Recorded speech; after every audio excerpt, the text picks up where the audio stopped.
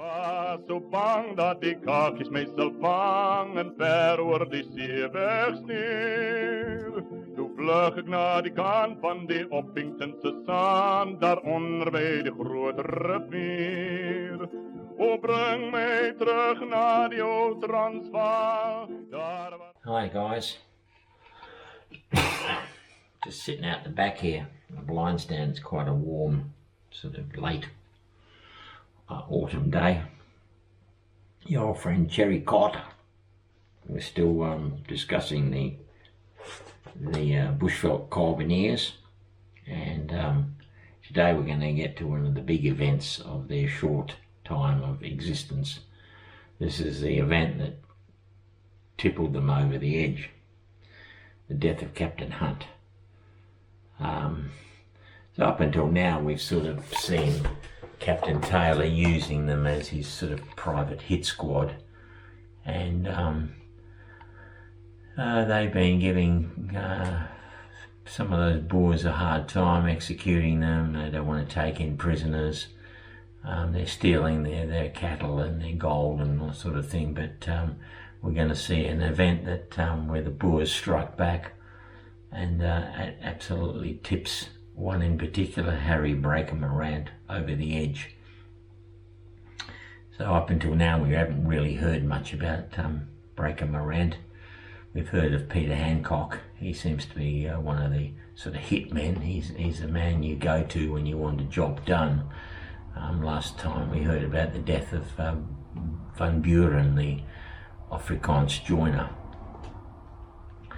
When I was with Charles, the author of the book, I was probably with him for about 4 or 5 hours, and we covered a lot of topics in the time we were in the car, and he showed me some of the places that you're going to see in this sort of series.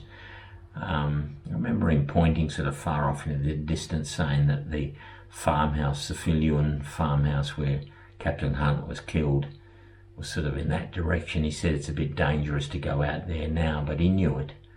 I was looking at the book, sort of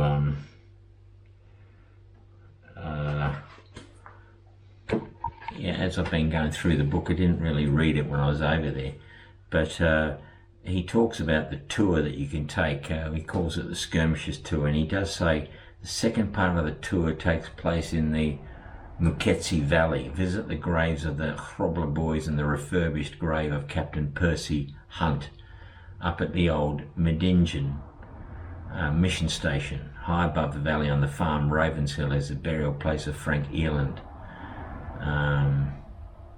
So it looks like if you'd have done the 2-day tour, you could have actually gone to Captain Hunt's grave, and where the old farmhouse was, where Captain Hunt was killed, is not that far from the mission station, because they stopped and they spent the night at the mission station, the bushveld Carbineers, before attacking the farmhouse at night. But we're going to hear about all that. The only bit that I can sort of remember Charles talking to me about the actual events was when we were talking about the what was done to Captain Hunt's body,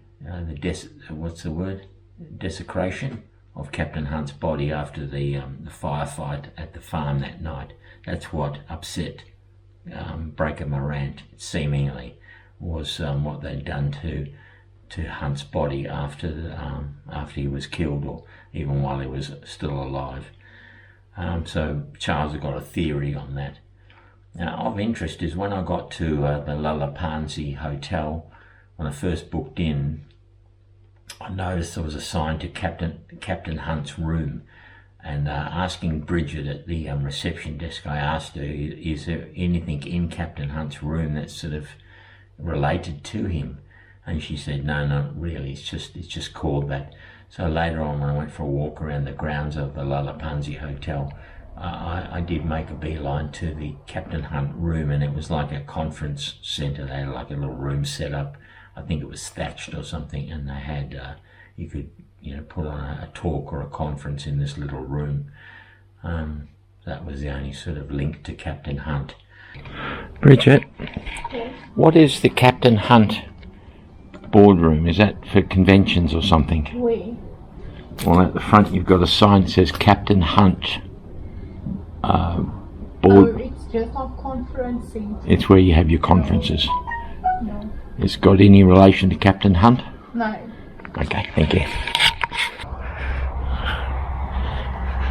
I thought we'll walk over and have a look at Captain Hunt's room.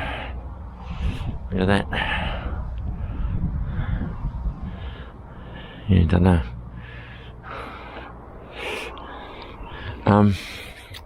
Yeah, so I got the book yesterday from front reception, and I was reading through it now.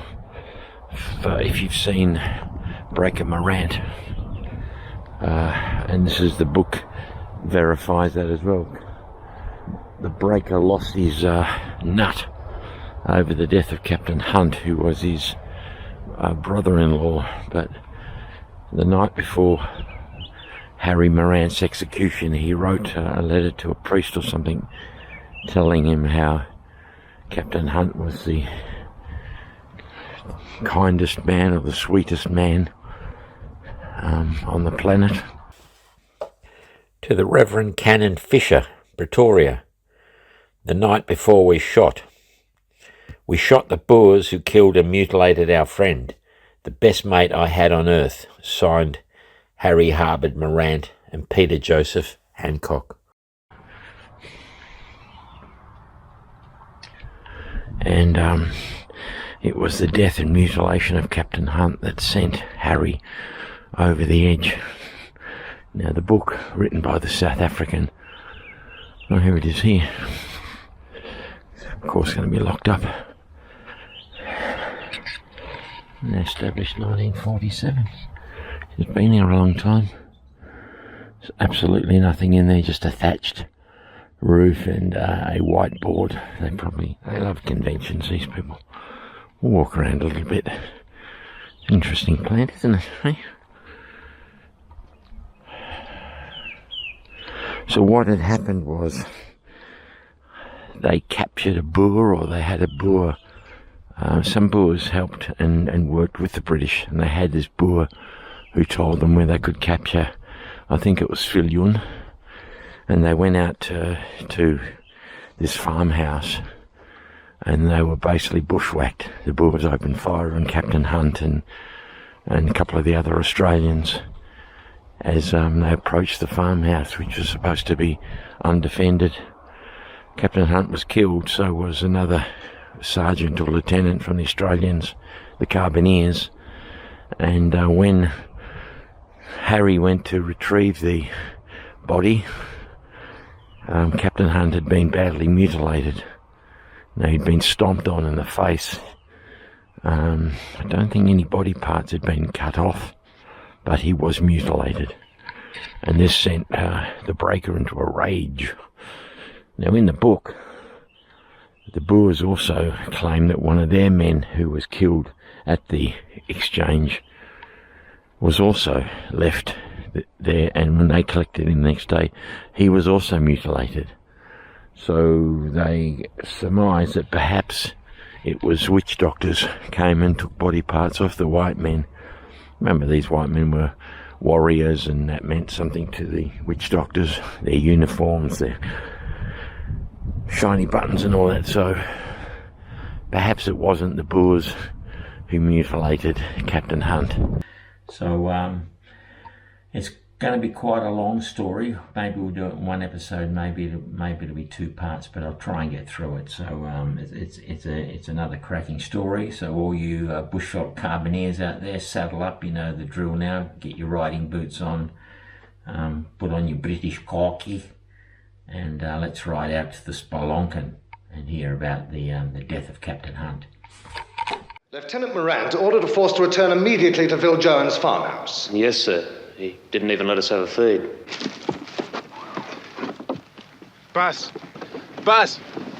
George, check the house! 5 men with me!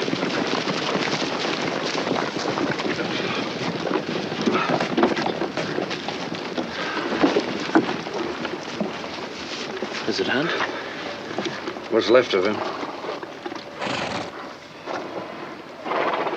We'll rest the horses for a couple of hours and then we'll go after them. They've got nearly 2 days' start and we don't know the direction. They'll have gone to the Waterberg. Where else can they go? Christ.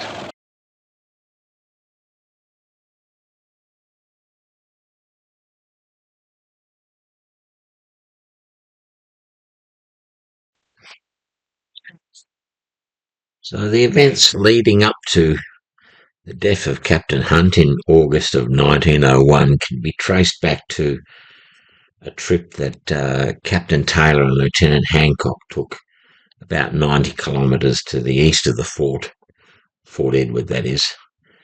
They were out towards the Portuguese border when they had intelligence given about a 300-strong Boer commando with artillery, 2 guns, gathered on the southern side of the Great Letaba River. Now, this group was rumoured to be under the command of Veld Cornet Viljoen, and they were apparently in the area close to the Bolobidu tribe of wujadji, legendary Rain Queen. It was in this very region that, together with several other white families, both the Viljoens and Sergeant Frank Eland owned farms. Now, we're going to hear a little bit about Sergeant Frank Eland. We're going to see a picture of him as well. So Captain Hunt decided to dispatch Sergeant Eland with no identity papers, unarmed and out of uniform, to go up to his farm where his mother still lived and try and ask the locals around that area about this Boer commando.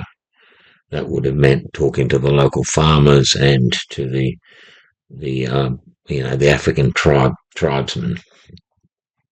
I think Sergeant Frank Eland was probably an English-speaking South African, a colonial they would have called him. So he rode out there, spoke to his mother was living on the farm. So after meeting with his mother on the family farm at Ravenshill, as well as with the Reverend Fritz Reuter from the Berlin Mission Society station at Medingen, he was able to return to Lieutenant Hannam's patrol a day or two later, bringing with him much information of commando activity in the area. That's interesting. We've also got to note that the Reverend Fritz Reuter was one of the few German missionaries in the area that was on the side of the British. He supported the British. All the others were supporting the Boers. So Frank Eland arrived back at Ellerton Gold Mine on the 26th of July, where the patrol was waiting. He was told that Captain Hunt had ordered them all back to Fort Edward immediately. The patrol left at 2000 hours that night and followed part of the transport road that he just traversed. They captured some Boers near a mission station. They called a halt at Hayes Store, about 25 kilometres from the fort, and they reached the fort on the Monday morning. So Captain Hunt congratulated Lieutenant Hannam and his patrol on the success of their trip. But there weren't many troopers at the fort, as there were patrols out at the time. Lieutenant Morant, Harry Morant, is there now. He's been sent up. Remember, they sent the worst of the worst, which was the A Squadron, back to Petersburg, and they replaced them with Captain Hunt, Breaker Lieutenant Morant, Lieutenant Witten. Captain Robinson was retired back to Petersburg with the A Squadron. They were the scallywags, remember? Okay. So that very night, Sergeant Eland was one of a patrol of 10 men that was deployed to the fortified homestead of the Shield family on their farm Rosbach, about 6 kilometres to the east of Fort Edward. Lieutenant Hancock commanded this group, which was to protect Mrs. Magdalena Shield. Yeah, Mrs. Shield, she was a target for the Zoutpansberg Commando. The Boers believed they had good reason to teach the Shiel family a lesson, as Colonel Adolf Shiel, an official of the South African Republic and an ardent supporter of the Boer cause, was at that time a prisoner of war in St. Helena, while his two sons had both deserted the commando and joined the British Army Intelligence Department. They were joiners, right? And their mother, Magdalena, was the daughter of a German missionary couple, and she was supposed to be having an affair with Lieutenant Hancock. That's going to come in of interest when Hancock is put on trial. That's his alibi for the time that the missionary shot. Anyway, Sergeant Frank Elan wrote this, just as he had written so many other informative letters in the previous weeks. The commando must have received and it's in inverted commas, a tip-off about the planned ambush at Rosbach, as they did not turn up that night. Instead, they raided the store at Fonseca to the northeast of Elam and Shiel's homestead. The next morning, Lieutenant Morant's patrol arrived back from the salt pans. They'd captured 18 Boers with women and children, 15 wagons, 30 rifles, 500 head of cattle. But Morant wasn't at all pleased with the performance of the mixed patrol that had been assigned him. This displeasure was partly due, he claimed, to Sergeant Elan's absence from that patrol. Morant stated clearly that he would not go out again without his regulars, and this information was relayed by Elan in a letter to Dora. Towards the end of July, sort of days after Sergeant Elan's returned to Fort Edward, the Reverend Reuter, his wife and daughters, visit the Bushveld Carbineers. It turned into a bit of a social event, and there were some group photos taken. I'll show you those at Fort Edward. Reuter, now he's a German mission, right, that was favourable to the British. He reported to Captain Hunt that the Viljoen commando was present in Devil's Kloof. Devil's Kloof is the Devil's Kloof. And that they'd been harassing local non-combatant farmers, including Sergeant Frank Elan's mother, who reported that Medingen, his mission station, had also been threatened.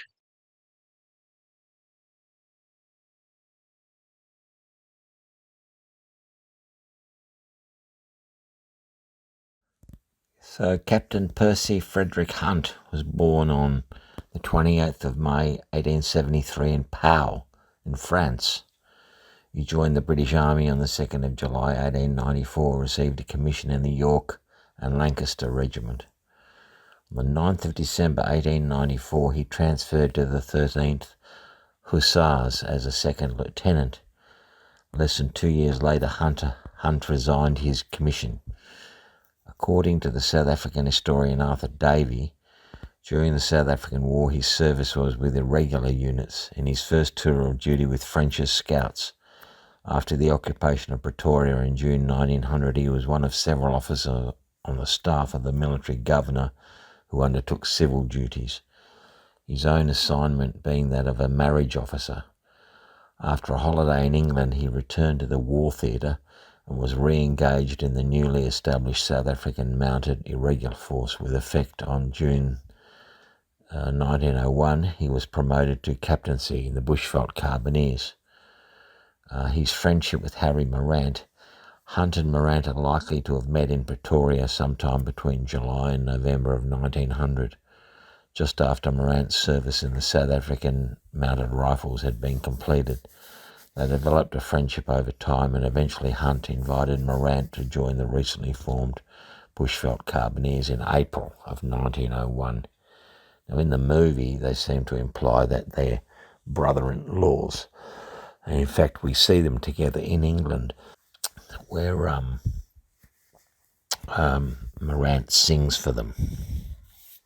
We don't know if that's fiction or not. Is in vain and found life's gardens rue. Maybe that I'll come back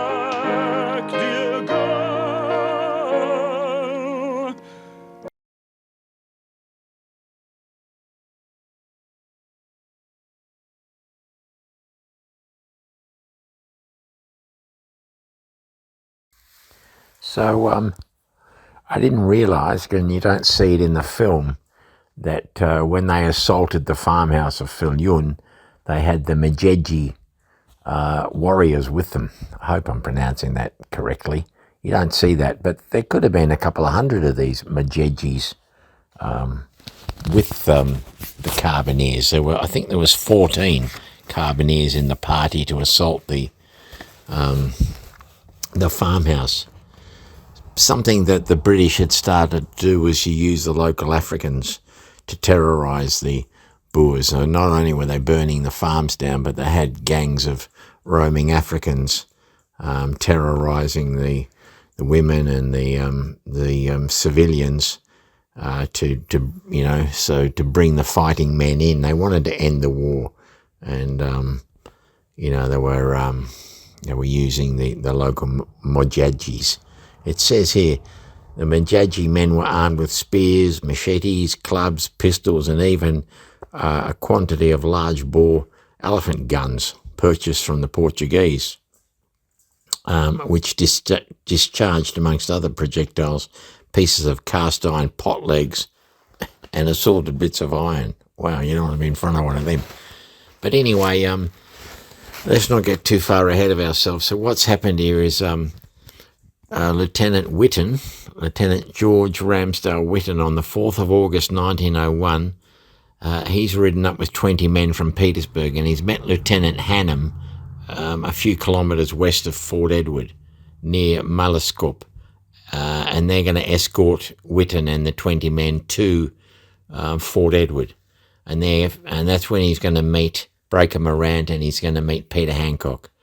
But Captain Hunt, Lieutenant Picton was out with a patrol, and Captain Percy Hunt and Sergeant Frank Eland had left for Davos Kloof a day or two earlier with a patrol of about 17 men, right? So Whitten never actually got to meet Captain Hunt. But this has been initiated by a black runner who's come into Fort Edward, and he's informed Captain Hunt that Veld Cornet Barend Viljoen, his brother Jacob, and other members of the commando regularly sleep in the large homestead of his father, Commandant Willem Herculaas Viljoen, on the farm Davos Kloof. So this homestead they're going to assault at night, built on the slope of a hill in the Davos Kloof Valley in a position of style that was easy to defend, but hard to attack. It had at least 11 rooms, and it doubled as a post office and a police station or charge office. The commandant of the local commando was traditionally tasked with certain community duties and responsibilities. There was a broad veranda with a low wall that ran right round the homestead. Some of the rooms had doors opening onto it.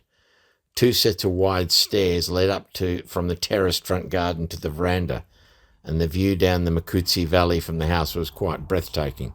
We're going to see some photos of what's left of that homestead, and you can still see some of the stairs leading up to the veranda, all overgrown now. There's nothing left of the homestead now. So they get to after 2 days of travelling down the escarpment towards Davos Kloof, the patrol arrived near the capital of the legendary Rain Queen, wujadji. But Sergeant Eland knew those Africans, so there were 300 or 400 of wujadji's men followed Captain Hunt's patrol in support. I told you what they were armed with. Kitchener initially disapproved of the use of armed blacks, but this stage of the war became common practice, particularly in the Zoutpansberg. There was also thought there was about 40 Boers in another house of a farm owned by a Botha, about 7 kilometres down the valley. Now, they could come to the assistance of the Viljoens if necessary. Silk stated that even Captain Taylor had strongly advised Captain Hunt against interfering with the Viljoens while they were safely ensconced at night in the virtually unassailable homestead of Commandant Herculaas Viljoen. The risk was greater in that neither Captain Hunt nor any member of the patrol had done any recce of the house, but Sergeant Frank Eland would have been familiar with the place from his pre-war visits to the Viljoens. Earlier in the evening, Captain Hunt and his patrol arrived at the Reverend Reuter's Medingen mission station and had enjoyed supper with the Reuter family. Well, we know that the missionary's daughter, they like to party with the Carbineers. Who wouldn't? So Sergeant Eland asked Reuter whether he could organise a few blacks to help them attack the farm.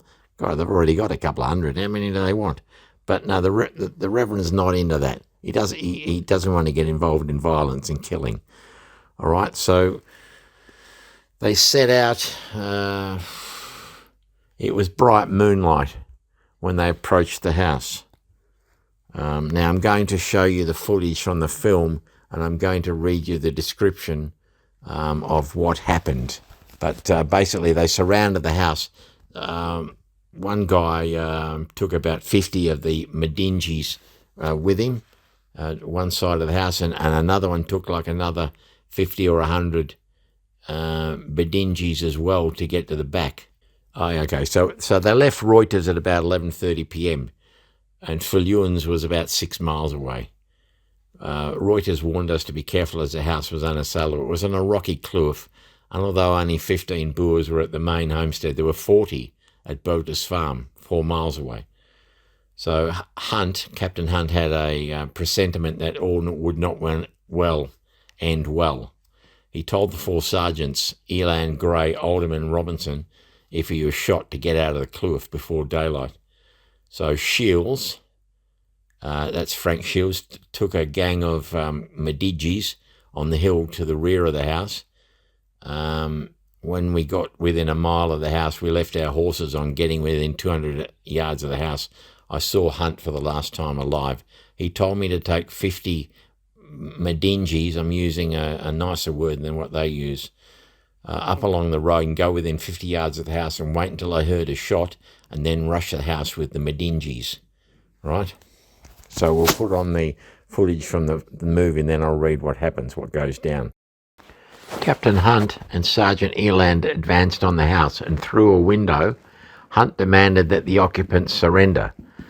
Veldkornet Baron Viljoen appeared at the window and raised his rifle to shoot, but Hunt got in first, and Viljoen was shot dead.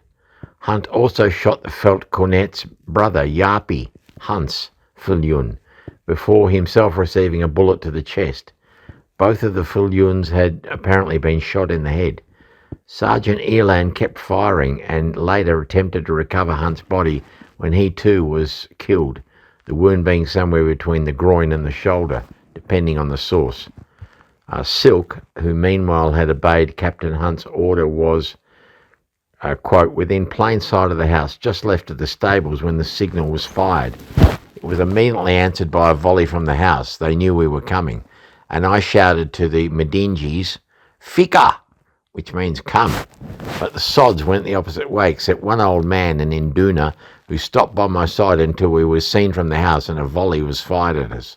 The old man fell dead, shot through the head.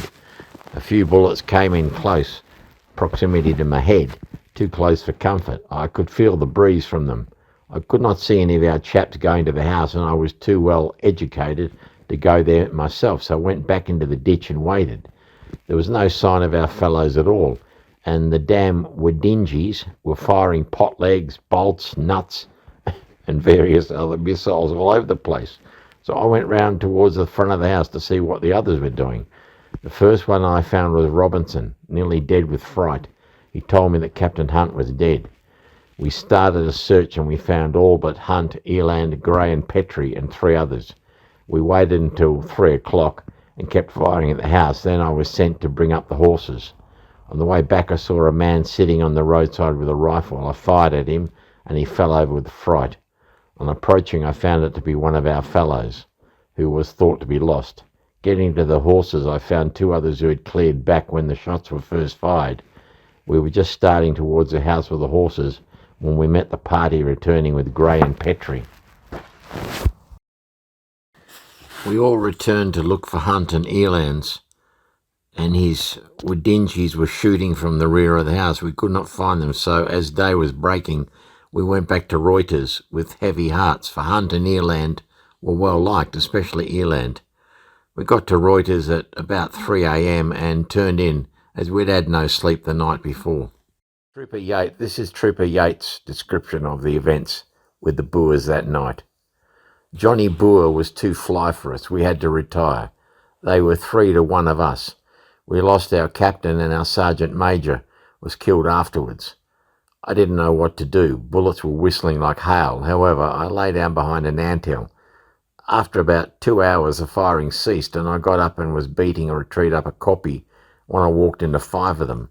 One man clubbed at me with the butt of his rifle and struck me on the arm, knocking my rifle out of my hands. The next 2 days I had a fearful time of it. They kicked and knocked me about, something terrible. On the 3rd day I noticed some confusion among the Boers and presently I heard the crack of a rifle. Then the Boers scooted away, leaving me tied to a wagon, stripped of my clothes and everything. So next morning, the 7th of August, we saddled up and we determined to get the bodies if possible. We surrounded the house, creeping from rock to rock, but it was deserted. We found Hunt shot through the heart and Eland shot through the loins, both stripped naked. On entering the house, we found Viljoen dead and another Boer, both stiff and stripped also. There was a large safe in one room, which we blew open, but it only contained papers and books. We found a wagon at the house in which we stowed the bodies of Hunt and Eland after burying the 2 Boers. And with a team of wujadjis, we started for Reuters, the mission station. Arriving there, we had some scoff, and Petrie and I started to make 2 coffins. We finished one in which the body of our sergeant was placed, and 4 bullocks were hooked into a buggy and his remains brought up to his own farm. There was Mrs. Eland, Frank's mother, Mr. Reuter and Christie, Petrie and I, and the only other 3 men of the troop. We buried him close to his own house just after dark, and Reuter read the funeral service. So Silk wrote that they got back to the mission station, Medingen, in time for the burial of Hunt in Reuter's garden. It's unclear from Silk's account above and also from the following statements just how many men on both sides were killed that night. Dr. Karl Schulenberg states that the men of the BVC who had withdrawn in the night wanted to resume the fight in the morning. They found the place deserted. In the house they found 2 dead Boers, J.J. Viljoen and G. Hartzenberg. The bodies of Hunt and Eland were found outside, both shot. They were stripped of clothing and Hunt's body showed signs of mauling and disfigurement by knife. It transpired later that Viljoen's body had also been mutilated. So when Hunt fell, the burghers fled out of the house. J. Hartzenberg and Felt Cornet Viljoen and J.J. Viljoen were dead. Simultaneously, Felt Cornet Kotze arrived with 7 men who helped the remaining Boers to escape. The number of fatalities on the Boer side were Felt Cornet Viljoen, J.J. Viljoen and Hartzenberg. On the British side, Captain F.P. Hunt, Sergeant Eland, another soldier and an unknown number of blacks. The Boers had to abandon their dead, but when they returned the next morning, their bodies had been terribly mutilated. Parts of their faces had been removed as well, and hands and other body parts. Captain Hunt's body was mutilated. His neck was broken and there were shoe marks on his face, cuts and gashes on his legs. His body had been cast aside. Later the court found that his body had not been badly mutilated. Boer and Brit held one another responsible for the mutilation of the bodies. It was evident that both groups fled the house that night, leaving the bodies where they fell. Black witch doctors must have come in the night and removed body parts for ritual purposes. Now, in your book, I don't want to jump ahead, but in your book, you contend that perhaps witch doctors came along and disfigured Hunt and the Boer dead, and that sent Morant over the edge. He flipped his banana over the mutilation. Absolutely. Now the book that I got that from was from an anthropologist attached to the Swiss Mission Society, a guy called Juno, and Juno wrote about you've read it, so you know what I've mentioned there. Yeah. Of the culture of the wujadjis, of what you do when you have slain your enemy. The first thing you do is you remove his genitals to show the chief that you've killed a man, not a woman. Yeah, right. And then the next guy who was with you or comes upon it, he he slashes the arms to say that he agrees with this guy. What happened? Were Hunt's genitals removed? Yes. Right. Yes, according to Reuter, who prepared the burial. The autopsy. Yeah, or whatever. I don't think he was in a position to perform a medical autopsy, but he attended to the burial. Because he also buried Frank Eland, whose mother and wife lived in the farm there. What is it called? Oh, come on, I'll say in a moment. Right up on the top, just above the mission station, is the Ravens Hill. Was he a South African, Eland? Yes, Eland was a South African, but he belonged to a British regiment. Was he mutilated? No, not at all. Was zo bang dat die kakjes mij zal vangen, ver oor die zee wegsneeuw. Toen vlug ik naar die kant van die op.